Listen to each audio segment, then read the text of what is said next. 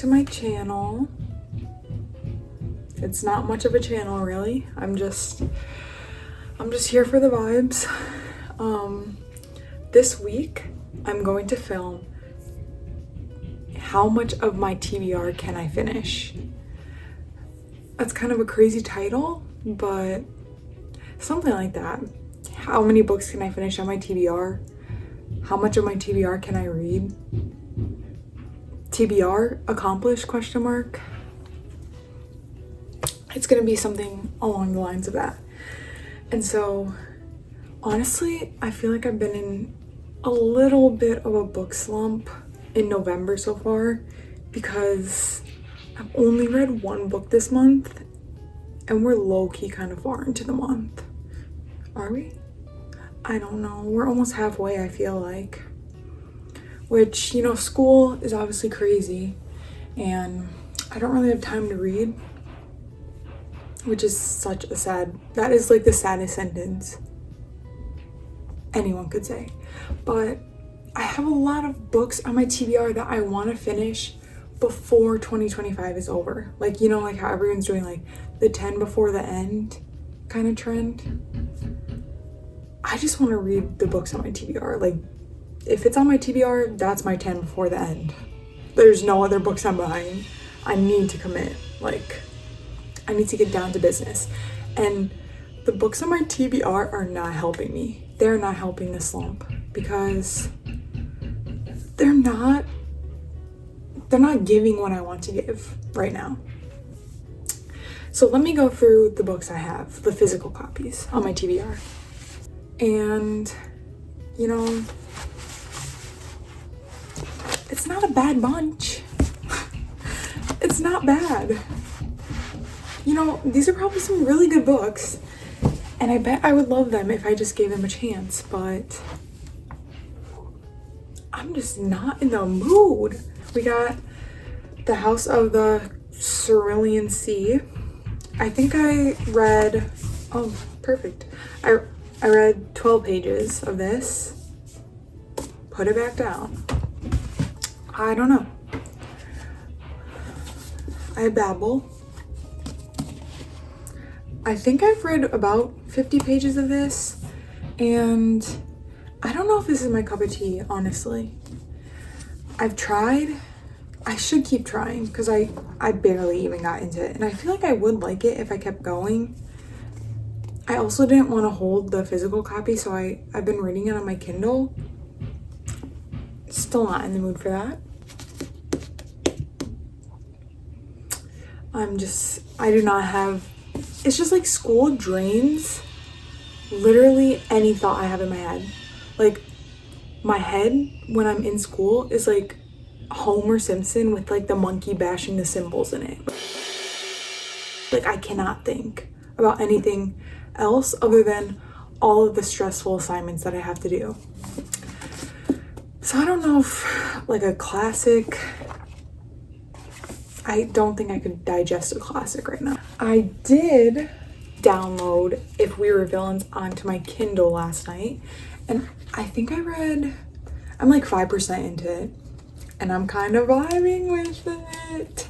So I think I'm gonna continue reading If We Were Villains and get more into it and see if I can read that book, and if I can get through that one, but it's technically not on my physical TBR, I'm gonna reward myself by reading this on my Kindle, and then I'm gonna complete a book on my physical TBR. And I have a crazy story time to tell you. I read Once Upon a Broken Heart by Stephanie Garber last year, February, maybe? We went to Sam's Club, and at Sam's Club was the second book in the trilogy, because it's a 3-book trilogy. And so I like give it to my mom, and I'm like, it's so cheap here at Sam's Club, buy it, give it to me for Christmas.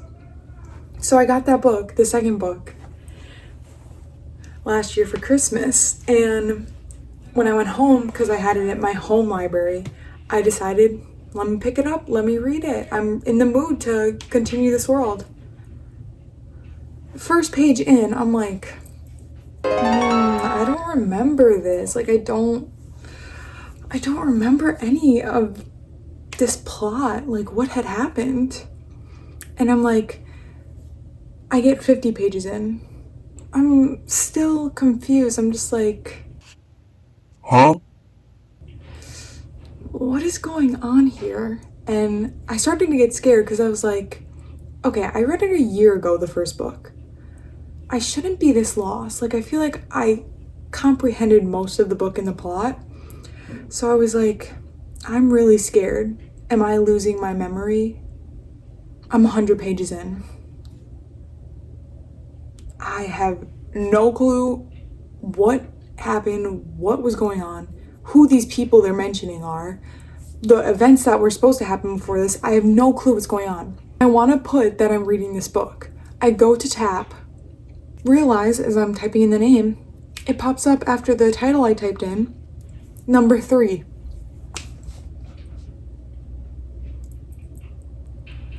Three? I had been reading the 3rd book. I completely skipped over the 2nd one. Did not buy it. I bought the 3rd one, thought it was the 2nd. 100 pages in, no clue where we are, no clue who these minor characters are. All you need to know right now is I'm reading If We Were Villains by M.L. Rio. And once I get more in, I'll update you on what it's about, my feelings, and yeah.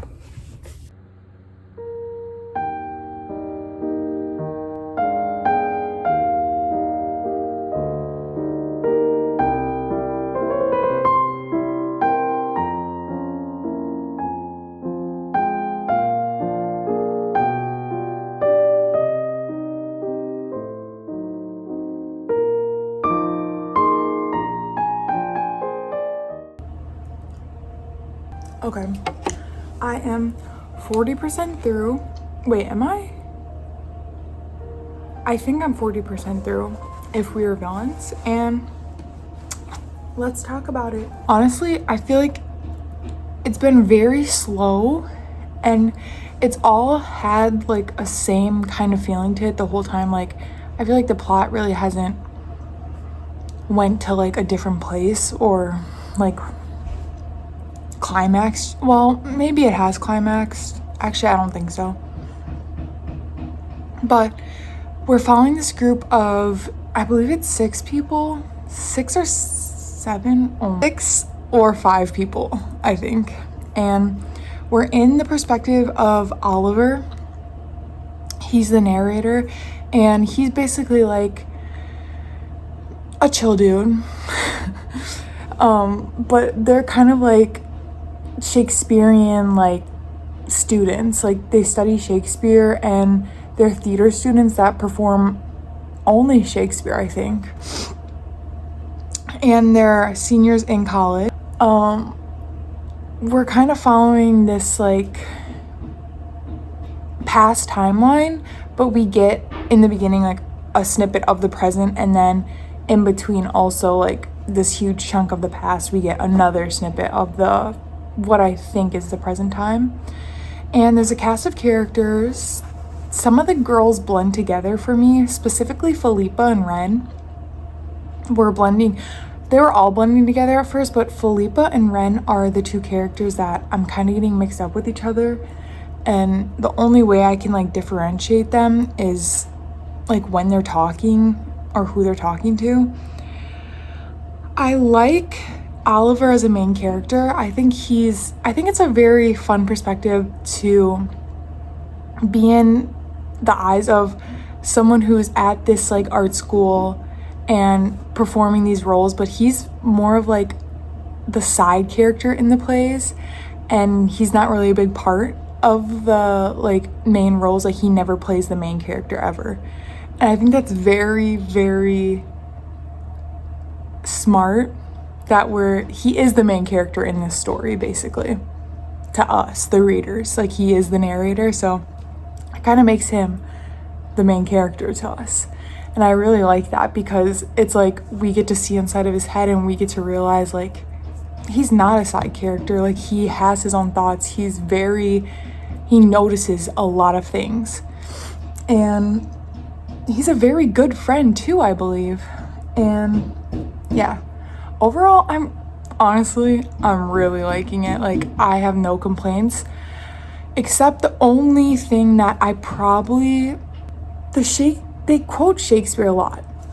And bro, me and Shakespeare have been having beef lately, because all of these books I'm reading, like, they have a lot of Shakespeare references, but they quote him a lot. And, you know, if I were a more literate Shakespearean English student, I probably could decode the meaning behind some of the lines they're quoting from him. But because I do not care, I try to read the lines that they quote from Shakespeare, and I try to make sense of them. But if I cannot make any sense, I just read over them. I just keep going. Like, I do not stall and try to, like, figure out what they're trying to say.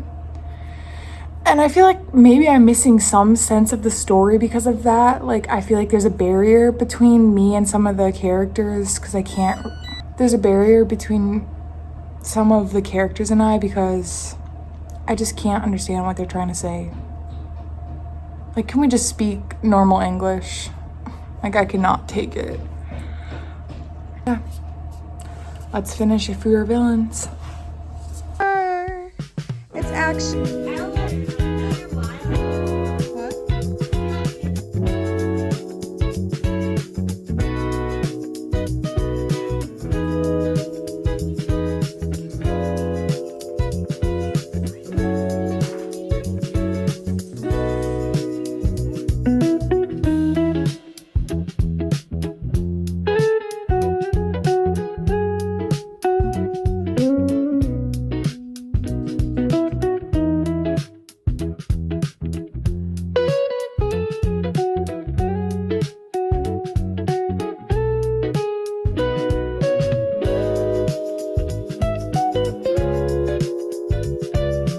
Finished If We Were Villains last night,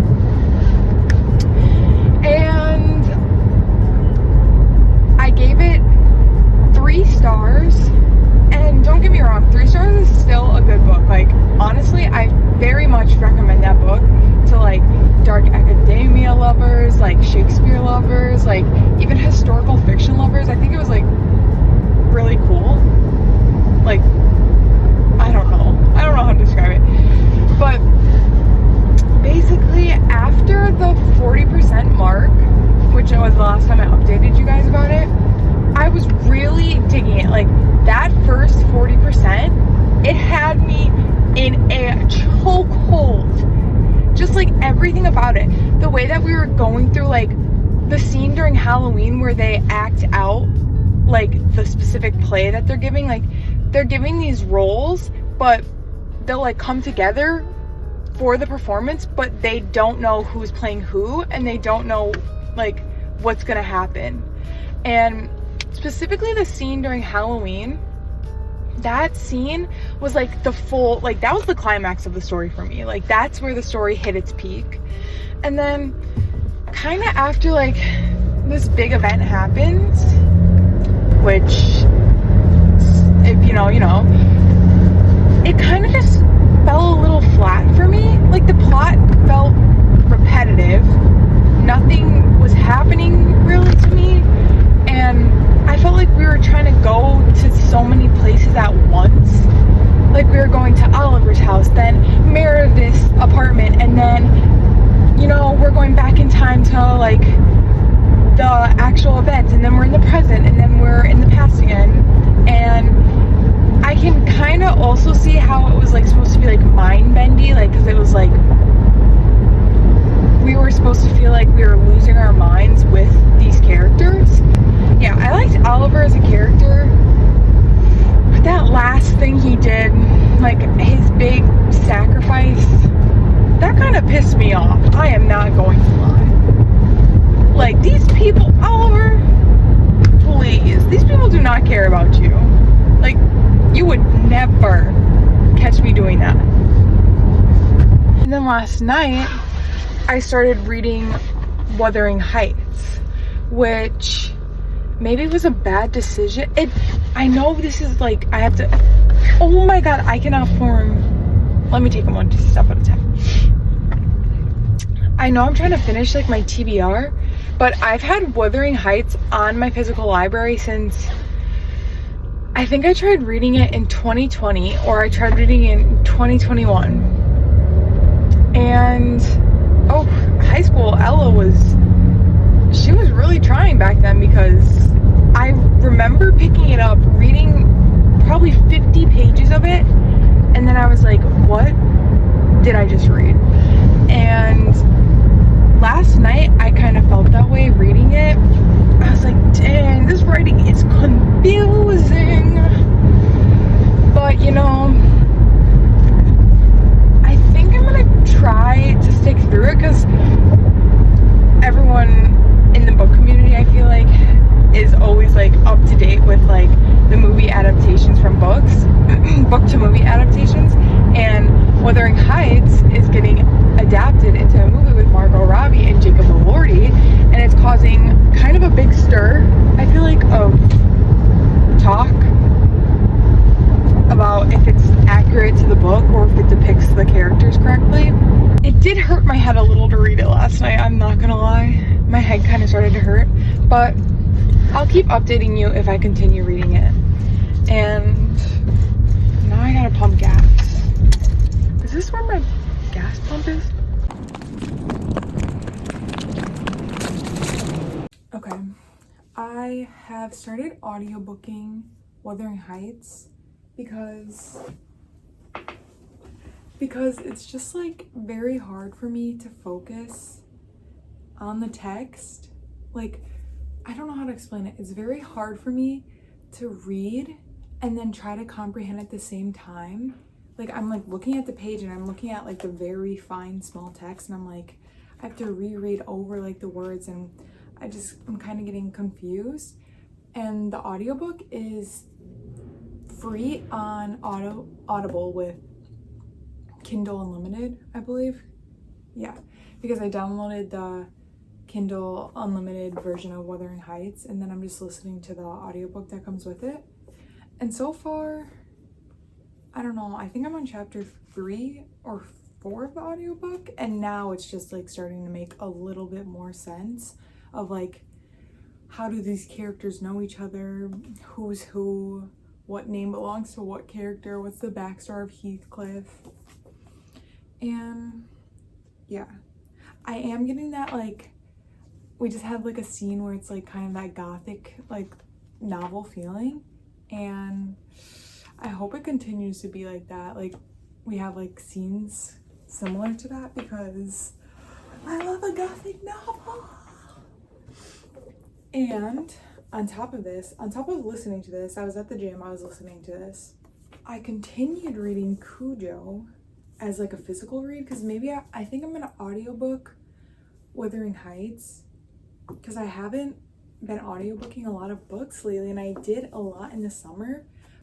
Cujo, so far, I'm only 40 pages in, and you know, Stephen King, he is just the king of descriptions and describing and imagery and exposition. Oh my goodness, he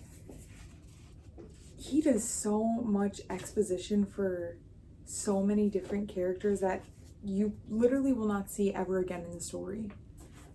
And I think that makes his writing in novels very unique, and that's why a lot of people like it, because it's just like, it's so different compared to the one-person narratives, like first person, that we get in most stories today, like literature and novels. And I'm pretty sure he writes in third person. Well, in this one, he's writing in third person. Yeah, this is third person. And I think I like this book so far, like, better than any of the other ones I've read by him. I am scared though, because I'm gonna get so sad. I'm already sad that...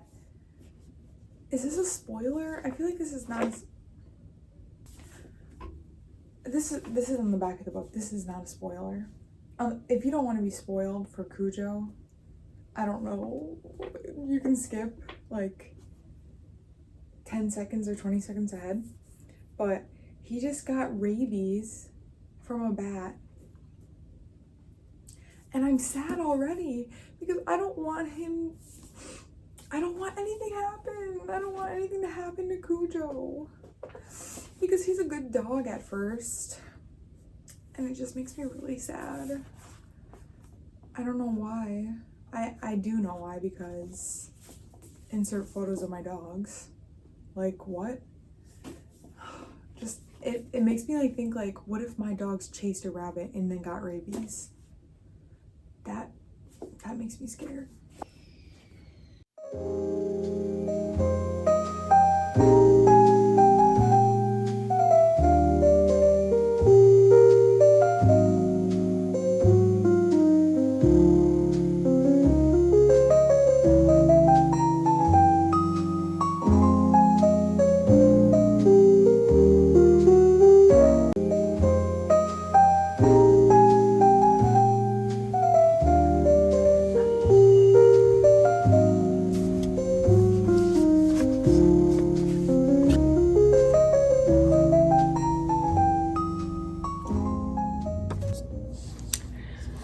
I finished Cujo over the weekend and I gave it 4 stars. I really liked it. I think if you're gonna get into Stephen King's novels, I suggest starting with Cujo. It's just a very good story. It's not like the craziest thing Stephen King has put out, which I feel like it takes a little time to warm up to his writing and his way of storytelling and his characters and his language. 4 stars. Favorite Stephen King book I've read so far. Yeah, that's all I gotta say, and I'm gonna wrap up the video here because I'm still audiobooking Wuthering Heights and I don't know when I'm gonna get finished with that, and I feel like this video is so long for no reason and I only read 2 books. So yeah, if you stayed this long, thank you for watching, and I hope over the next couple weeks, because it's gonna be winter break, I have a lot of fun videos planned that I want to do, and yeah, thanks for watching.